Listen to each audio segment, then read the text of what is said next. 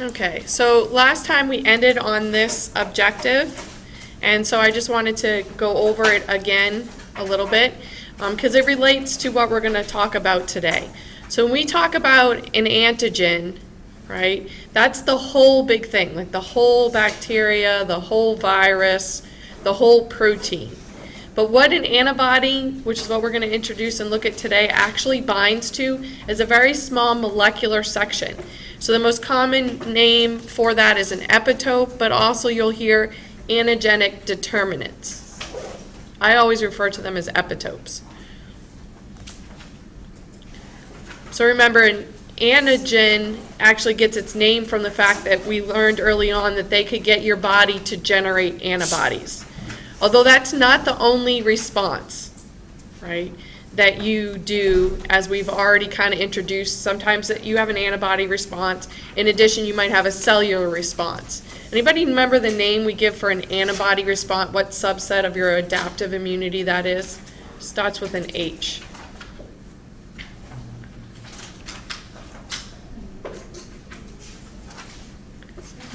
Humoral?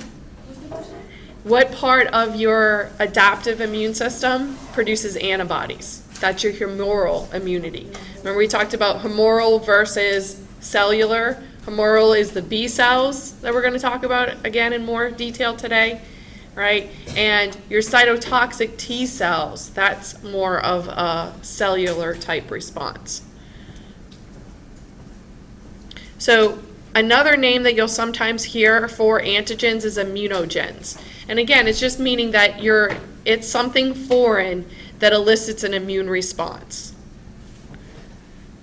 And then we looked at a protein last time. Proteins, polysaccharides, these can induce a particular type of response called string response that we'll look at when we look at B cell activation, when you actually activate B cells to produce antibodies. Lipids and nucleic acids often do not elicit that type of immediate B cell response. They usually need some more interaction of the immune system. Some of those helper T cells that we talked about previously are sometimes involved. So the best antigens are proteins and polysaccharides, right? Ones that we have a little bit of less response to typically are lipids and nucleic acids.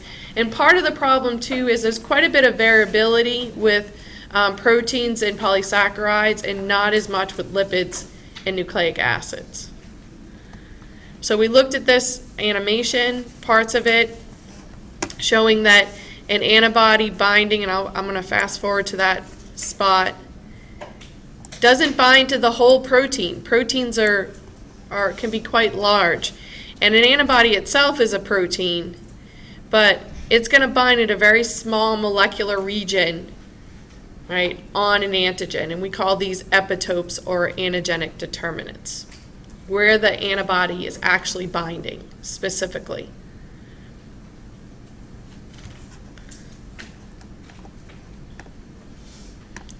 So regions, I mean, we're talking about as small as 10 or so amino acids in that three-dimensional structure that the antibody is actually binding to.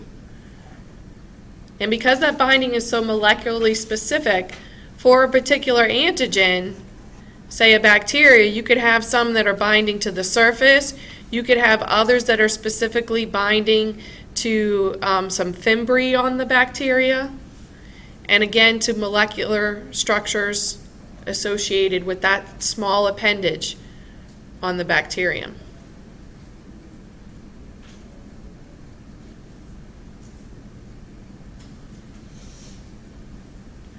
Now, really small molecules usually are not antigenic, right? They're not immunogenic. We usually don't have a response to them.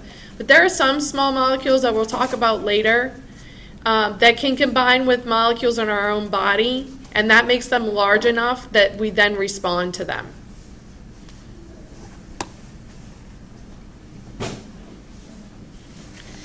So the next thing that we're going to look at is the actual structure of an antibody. So we have some diagrams. I have a whole separate PowerPoint that I put together to really hone in and be able to see the different parts and talk about how those function. And then we'll talk about then how the antibody itself, right, how the immune system responds to antibodies being present. What are some of the ways that these protect us, right? Those are the protective outcomes. And then we'll introduce, there are actually 5 different types of antibodies that your body produces, right?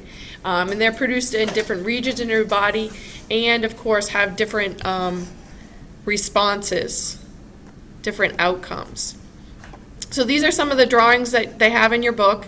And they have improved upon them, I'll give them that, over the years since I complained about the first one being kind of not very straightforward, but I still am not 100% in love with them.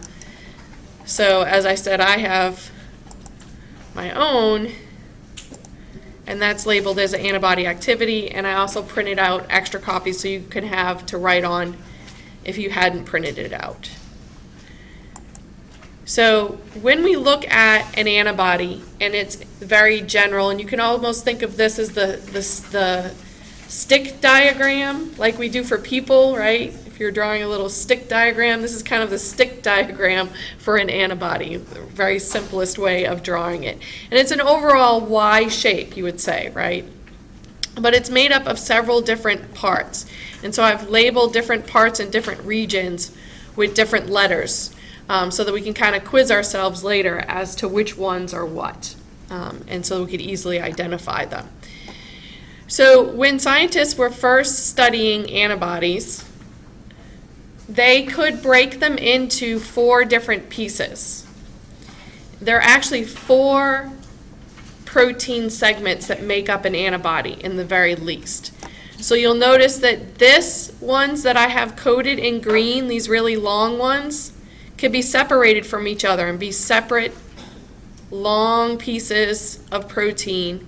These were, of course, termed heavy chain because they were the heaviest, because they were the longest, right? They were made up of the most amino acids, as compared to the other 2 pieces they ended up with, which were the light chains.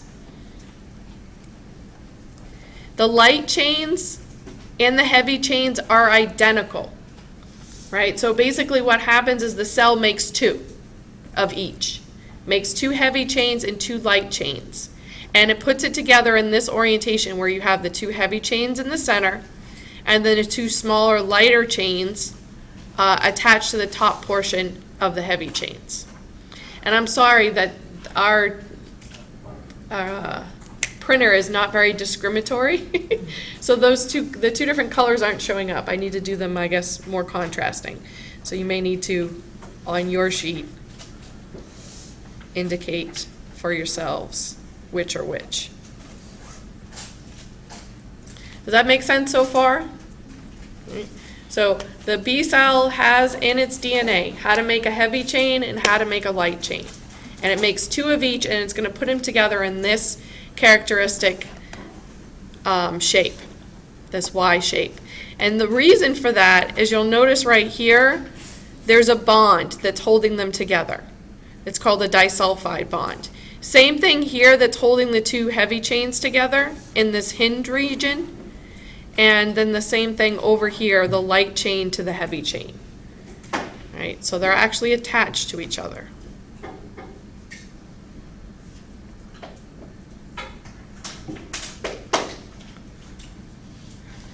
So another way when they broke up an antibody was into 3 pieces that I have circled here, basically disconnecting it at this joint region.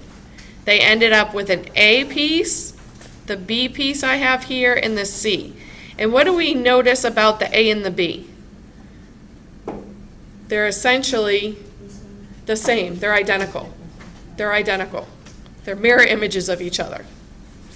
They both have the light chain and part of a heavy chain. Do you see that? And then the bottom portion is just the bottom portion of the heavy chains. So F actually stands for fraction, right? So when you break something up into pieces, fractions. AB stands for antigen binding. And so this is where the antigen binds to the antibody.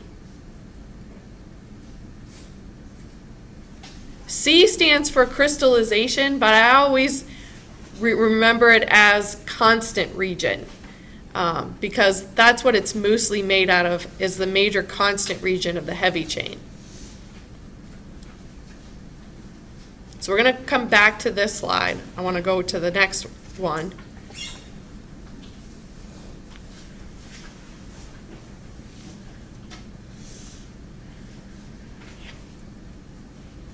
So when we look at each one of the chains independently, the variable region of both the light and heavy chains is up here at the top. And the reason for that is right here at the top is actually where the antigen binds to the antibody. So variable means change, right? This is the part that changes. So both the light chains have a variable region. And what they mean by vary is that each B cell makes this region differently for their antibody. Same thing for the heavy chain. So the heavy chain, this first portion is the variable region of the heavy chain. That's what's going to change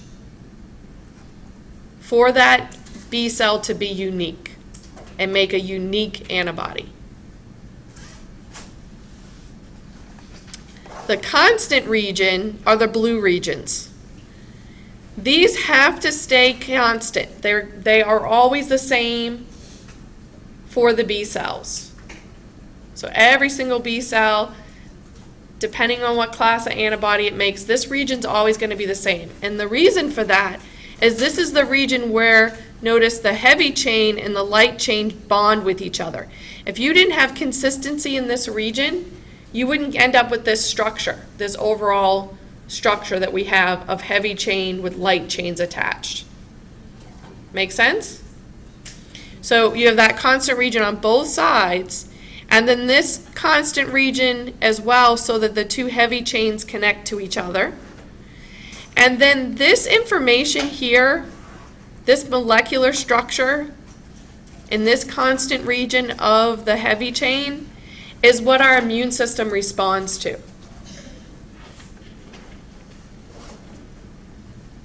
So when we go back up one more slide, knowing that about these pieces, notice that this A piece and this B piece have the antigen binding sites. They have the variable regions, right? So that's our FAB fractions, is both A and B in this diagram. Your C region, right, your C fraction is this portion here that I also happen to have labeled C.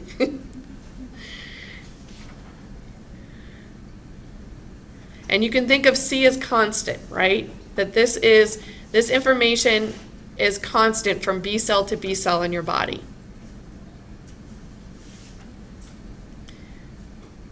So what needs to change? The variable regions. Because what's going to bind at sites A and B?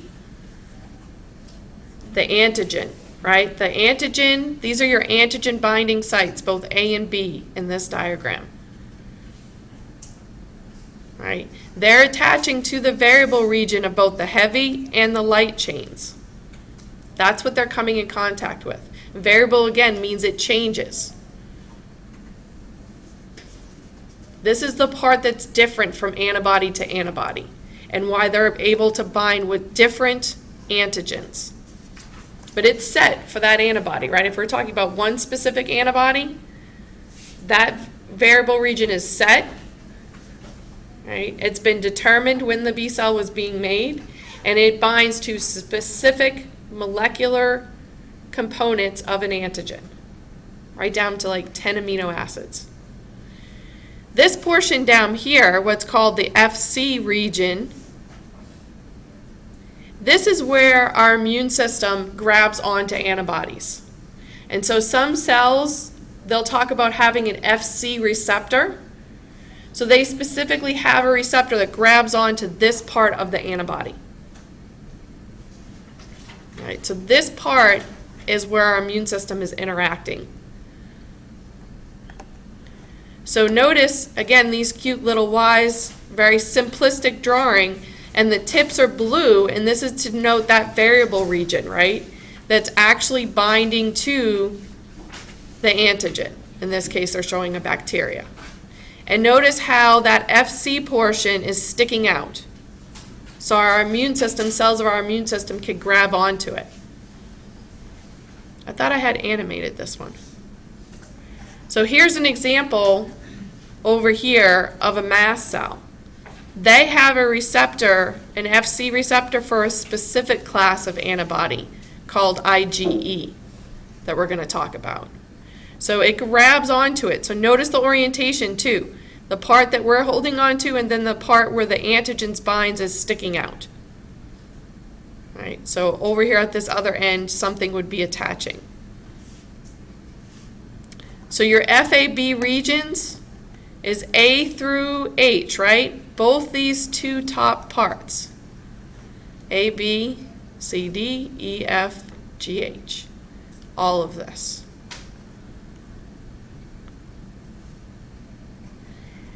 Your FC region is the bottom portion of your heavy chain, right? I, J, K, and L.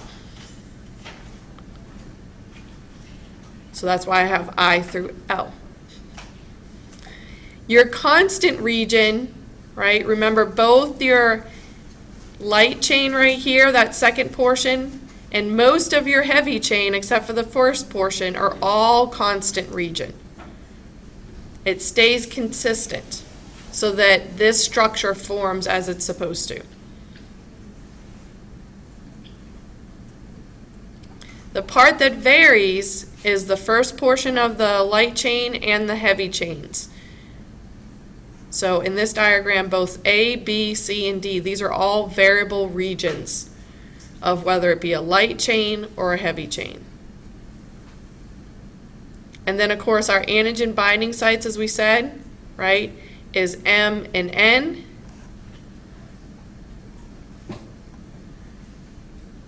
And in that O region down here is what's attaching to receptors on our cells.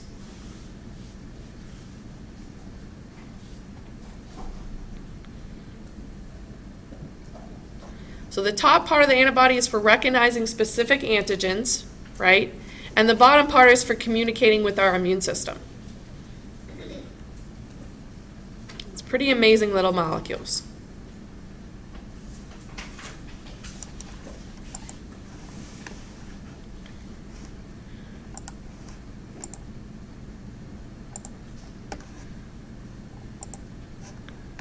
So another name you'll sometimes see for antibodies is immunoglobulins. Immuno referring to a product of our immune system, right? Globulins referring to proteins. So as I said, these are in fact proteins.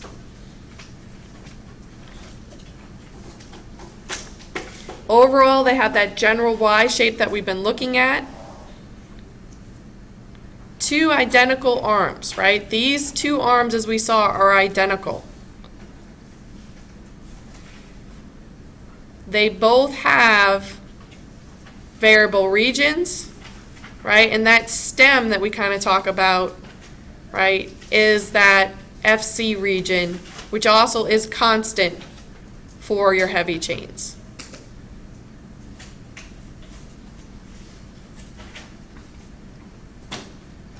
So as I said, they were named, right, for the part that bounded to antibodies, so to antigen, so antigen binding. Right, and this bottom portion actually happened to crystallize, so that's where it gets the C. But I always just think it is a constant region of your heavy chain as well.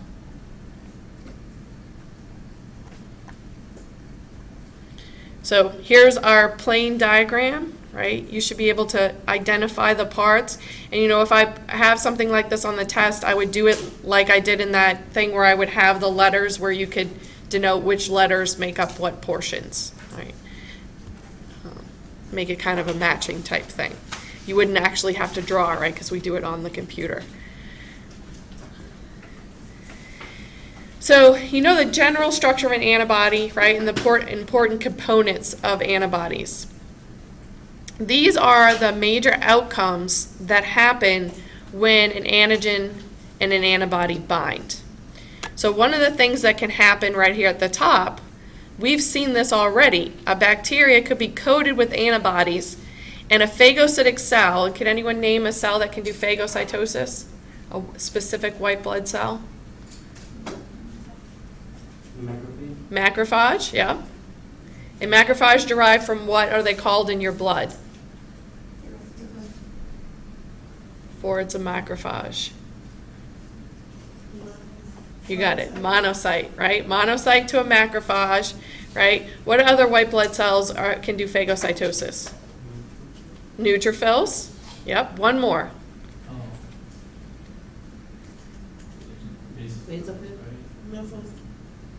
Dendritic cells. Dendritic cells. Although their major thing is presenting the information, they first have to engulf it and destroy it, right? So your major phagocytic cells, neutrophils, macrophages, which are derived from your monocytes, right, and dendritic cells.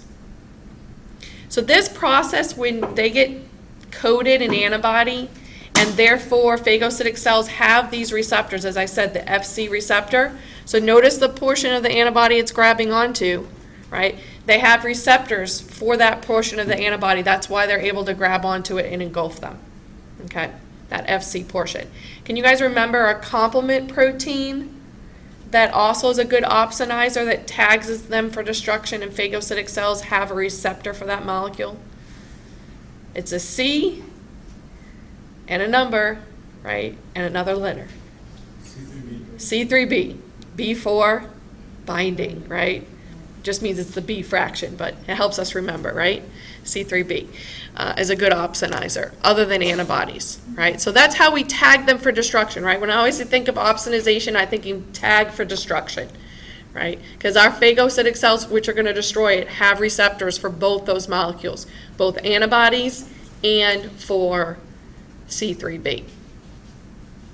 So as you can see here, too, complement system, right? When antibodies bind, they can also bind to components of complement. Again, notice where the complement proteins are binding to that Fc region of the antibody. And remember the major outcomes, right? We can produce C3b, so we get even more opsonization, right? Not only are we coating with antibodies, we're coating them with C3b, right? And so they're going to be gobbled up and destroyed. We're going to have an inflammatory response due to the molecules in the complement system. And there's two molecules that you need to know their numbers and letters for complement that elicit inflammation. So C, what's the other number? C5. C5 what? A. And C3A, right? Those are the two that are going to elicit inflammation. And then how are we lysing foreign cells? What gets formed sometimes when complement gets activated? It destroys the cells how? How do we destroy cells with complement?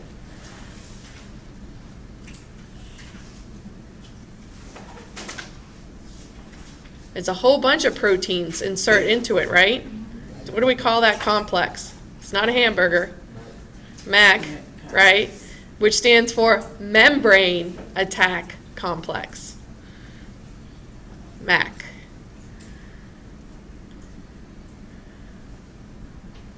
And I'm just going to keep going clockwise around our circle here. So the next one is showing you examples of preventions of adherence or immobilization. Well, here they're showing flagella. Right, so imagine the flagella, they spin like a propeller on a boat.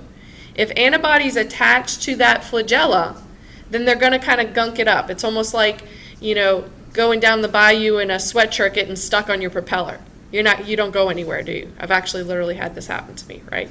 So you cut the sweatshirt off the propeller, we weren't going anywhere. So think about these poor bacteria with their propellers, right? Basically their flagella or their propellers getting all wrapped up with antibodies. They're going to become immobilized, right? And that's bad news, especially if they're trying to swim through our mucus and get to our epithelial cells. Are they going to make it?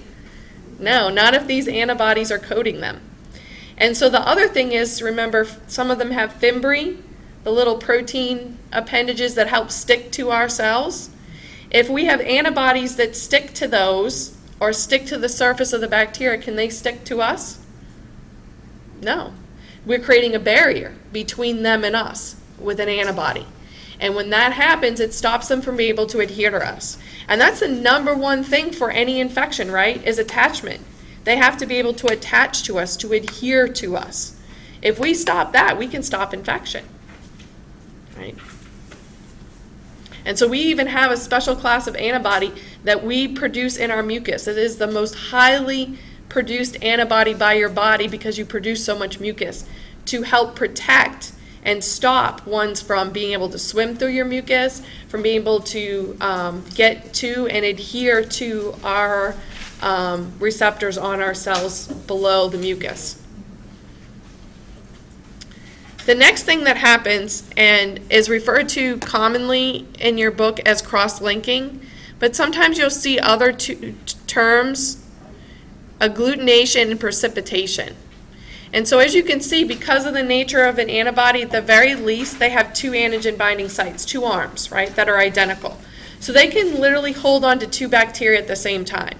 And if multiple antibodies are involved, right, you get a lot of this clumping effect that it's commonly referred to as, right, where you're kind of gathering them all up together. You're trapping them.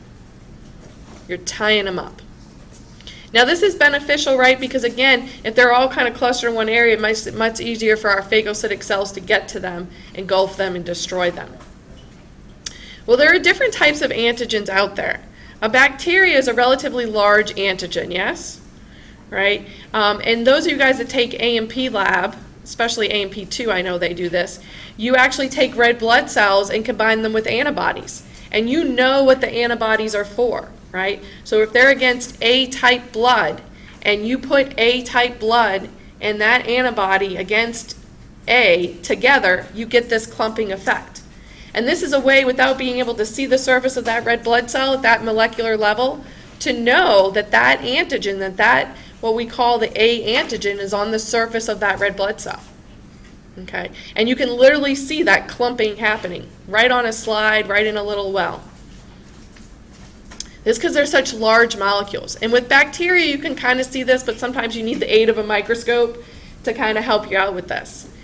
Other small things, right, soluble molecules. So if we're talking about, say, a toxin that gets into your blood, and it can dissolve in your blood. It's soluble, right? Like sugar is soluble in water.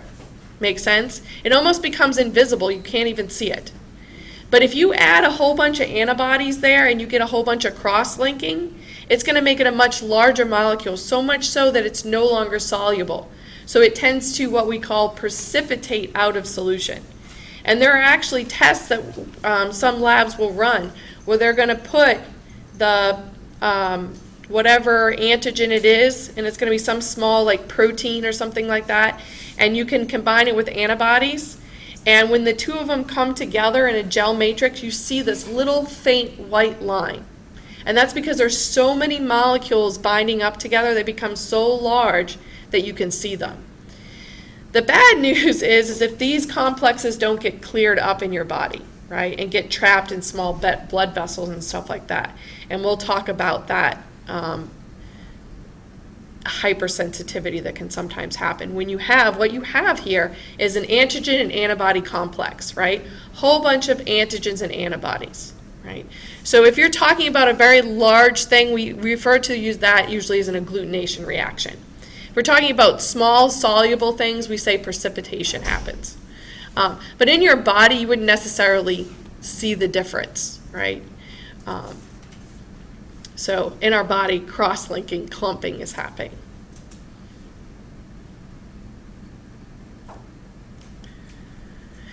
So the next one, you'll notice that I put a specific class of antibodies. When we talk about antibody classes, we use the abbreviation IG, which stands for immunoglobulin. And then the third letter is the class. So this is a G-class antibody, or what we call IgG. Is the only class out of the 5 classes that can do this type of interaction. And this type of interaction is referred to as antibody-dependent cellular, because it's binding to a cell, cytotoxicity.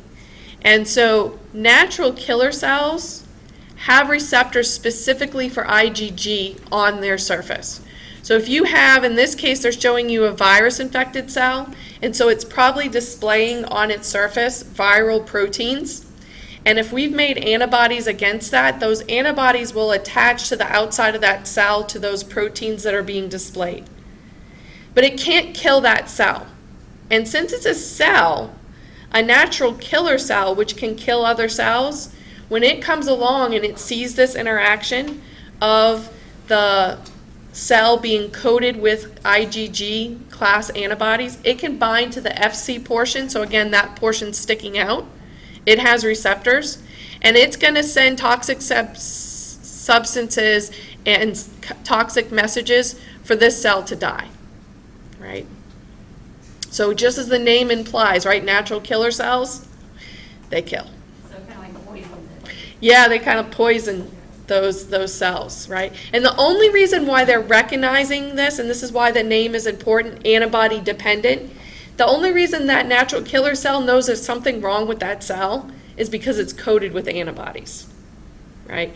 These lymphocytes, your natural killer cells, are not antigen specific.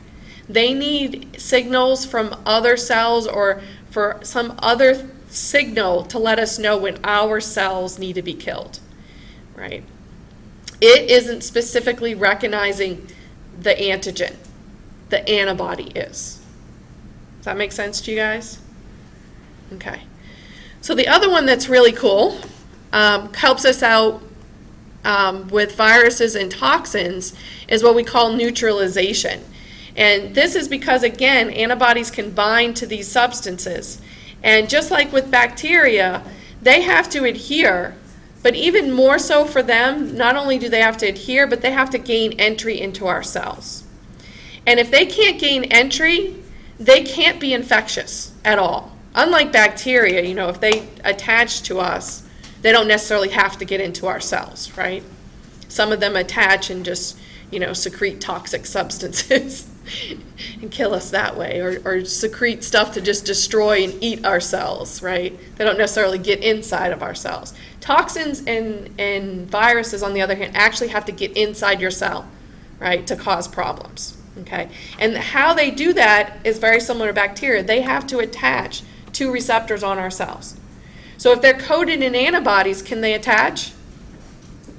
No, right? And so we just have a little bit of a different name here instead of prevention of adherence, really truly neutralization of these guys, right? Because they can't do anything unless they get into your cells, into those target cells.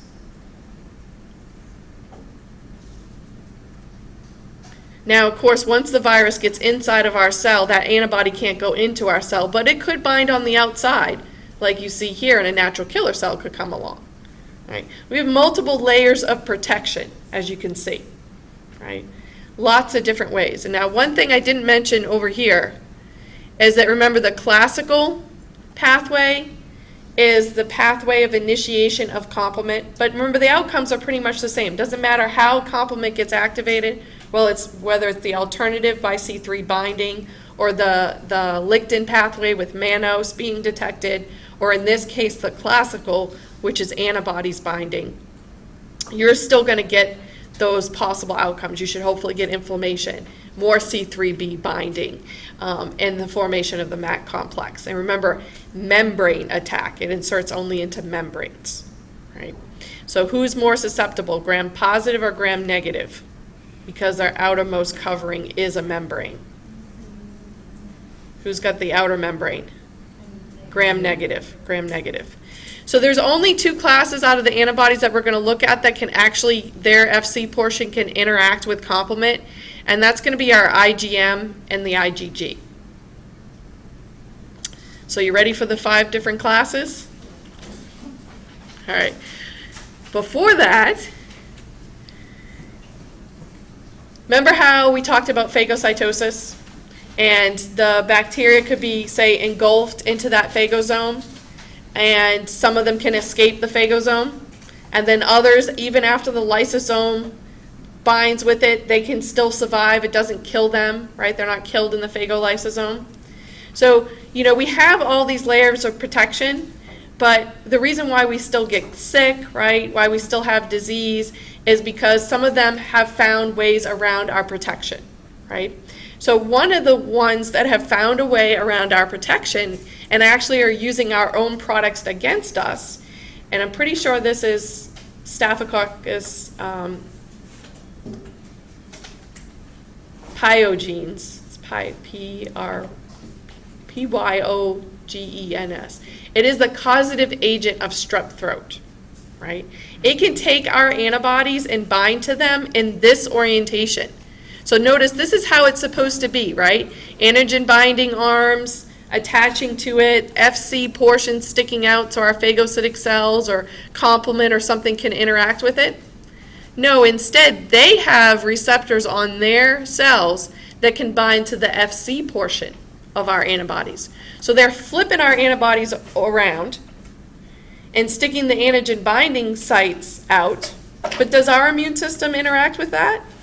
No, it doesn't recognize that.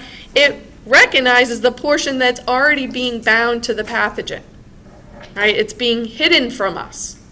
So they're essentially coating themselves in our own proteins to disguise themselves and protect themselves from our immune system. If they came across an antigen, would it bind to them? If they, oh, that's a good question. He said if it came across an antigen, would this cell then bind to other cells? I would say it probably could. It probably could. There is the potential for that. So they could kind of clog themselves up, right, by coating themselves in antibodies, if they're not already coated in an antibody. But that depends too if the antibody they're grabbing onto is for staph. It could be they're grabbing onto just any antibody around. It could not be against staph. It could be against something completely different, or strep, I should say. Does that make sense? So do you guys understand what he was asking? He's asking that, could these antibodies still bind to an antigen? The answer is probably yes, but again, it's not going to do any good except for maybe clumping stuff up around them, which would probably protect them, because there's no saying that this is necessarily against these bacteria. It's probably against something that maybe not even be present at the time. It could be against a virus even, or a toxin. So these are just antibodies that are available. So we're not even talking about the same antibody. They're just probably grabbing anything they can interact with, which is bad news for us. So these are the 5 different classes. And although we looked at this general monomer structure, just a single Y, some of them combine them. And so all of our classes are in this simple monomer form at one time. So on the surface of your B cell, the B cell receptor is actually IgG class M on its surface. So this is embedded in the membrane, and this part is sticking out. When we actually secrete, when it turns from a B cell into a plasma cell and secretes antibodies, it secretes M in this huge pentamer form, right? So it sticks 5 of those together, right? So like a pretty snowflake. I always remember M for mega big. This is the biggest one, right? This pentamer. Because it's 5 Ys, it actually has how many antigen binding sites? 5 times 2, 10. 10. So this is really good at those agglutination reactions, right, that we talked about, and precipitation, that cross-linking. And then also this one, as I said, can activate complement. IgA, in your serum floating around in your blood, it would be this symbol Y structure. But this is the special antibody that you put into your secretions, so into your mucus, for women into milk. You even have it in your tears and in your saliva. This one, when it's secreted, It's in a dimer. They put two of them together. And this is because, remember, it's leaving your body. So do we really need this portion where it's going to interact with your immune system, the FC portion? No. We just really want to bind to antigens so they can't bind to us, right? This is your competitive exclusion. This is your one that's binding to them and stopping them from adhering to us or really wrapping up their flagella so they can't swim through our mucus.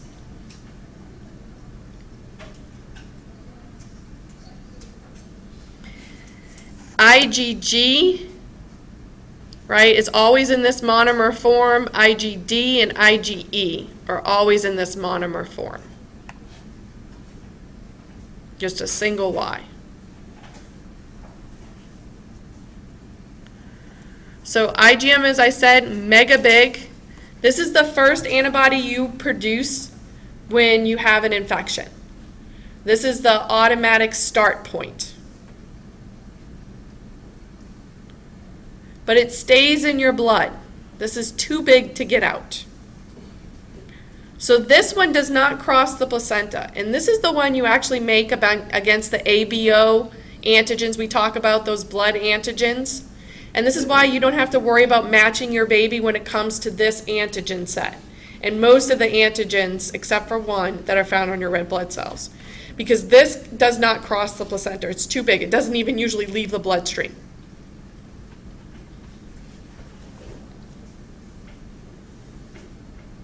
It's in its monomer form, as I said, on your B cell. So this is the one where they're programmed with from the first time. Antigen binds to it, and then when they start secreting, they just make it really big. It's the only antibody a fetus will produce. And again, that's because it'll stay in the fetus and won't cross over to mom and hurt you. Okay? So this is all you produce when you're in utero. And we will make these against what we call T-independent antigens. T referring to T cells, right? So T cells sometimes are needed for that extra help to get the B cell to produce antibodies. There are certain antigens that we don't need that response, and we're going to go right to producing this class of antibody. But again, this one's limited, right? It's pretty big. It doesn't leave our blood. It doesn't stay around very long. It gets deteriorated.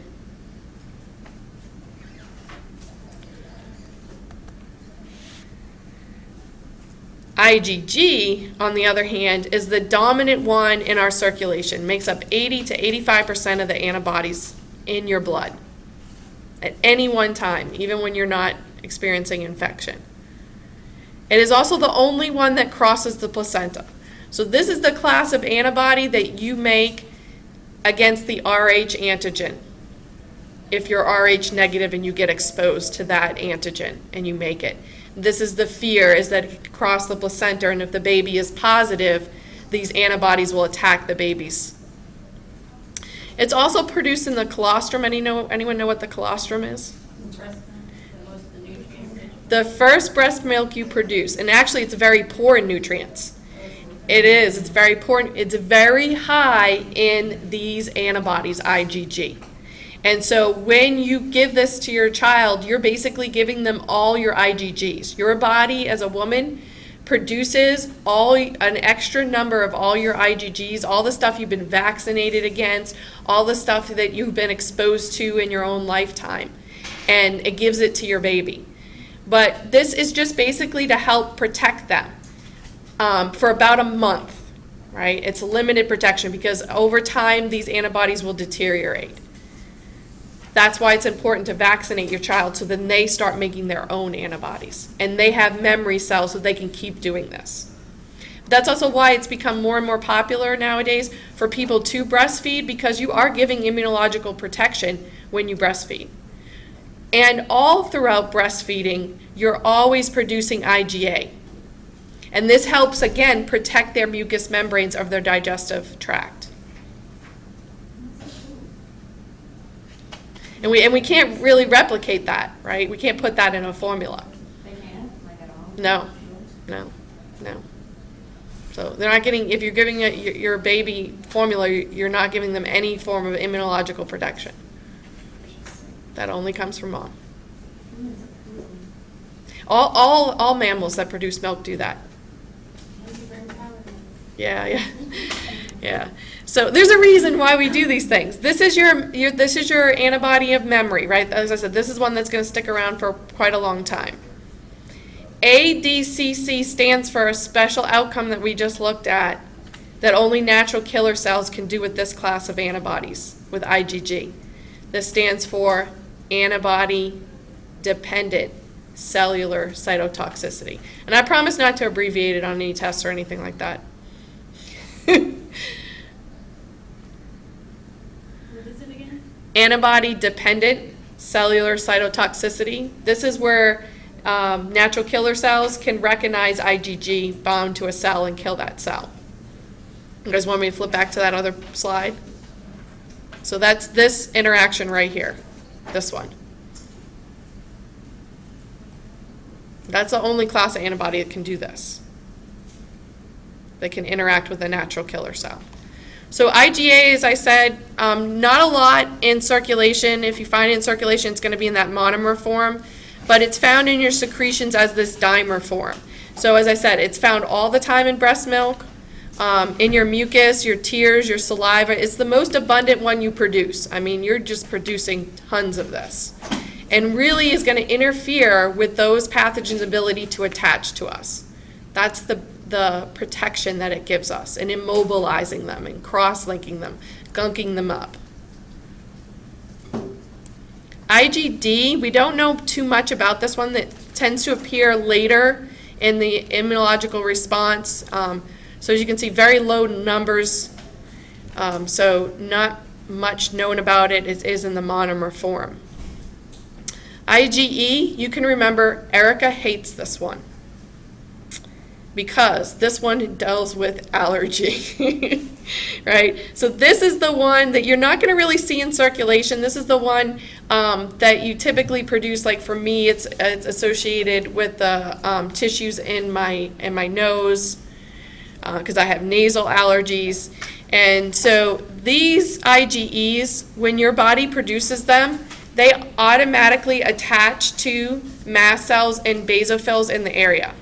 And they'll stay attached to these for weeks at a time. So then when you inhale an allergen and the allergen binds to the receptor, basically the antibodies, antigen binding site, it immediately sends a signal to this mast cell to degranulate. So to release histamine, right? And you have that immediate, literally can happen within seconds. Some of us have experienced this, right? Reaction. It's because the cells are already coated in those antibodies, right? You're not waiting for the interaction where the antigen is bound to the antibody and you're waiting for that mast cell or basophil to come along. No. Those guys are always coated in IgEs, right? So E for Erica hates allergies.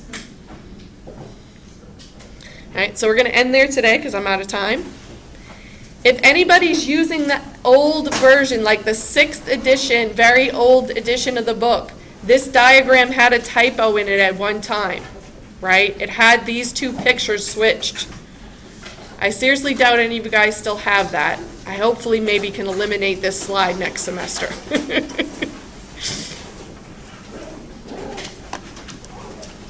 And look, I played around with my volume and I didn't even get to that animation, but that's okay. I know how to get it to work now.